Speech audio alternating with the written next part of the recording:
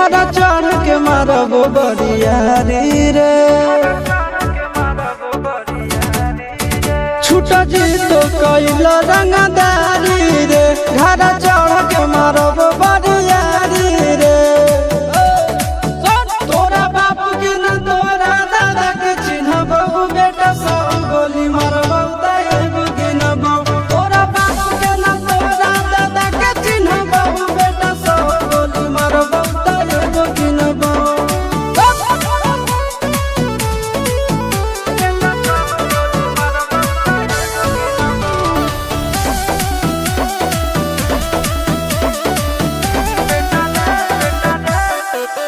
बेटा रे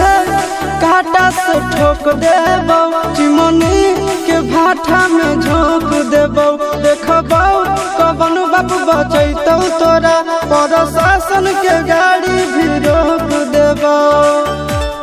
बेटा जी सुनो बेटा रे काटा से ठोक देबो चिमनी के भाटा में झोंक देबो देखबो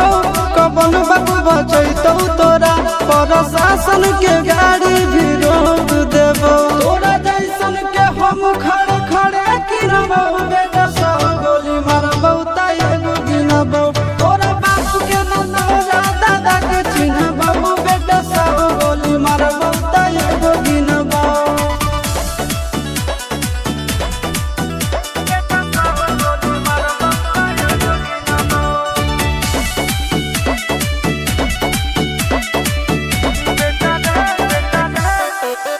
बेटा रे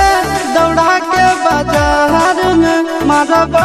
गोली तोर कपार में रंगदारी जे करबी बिहार में गड़ देबो गंगा जी किनार में इतना मार पड़तो न बेटा बेटा रे दौड़ा के बाजार में मारबो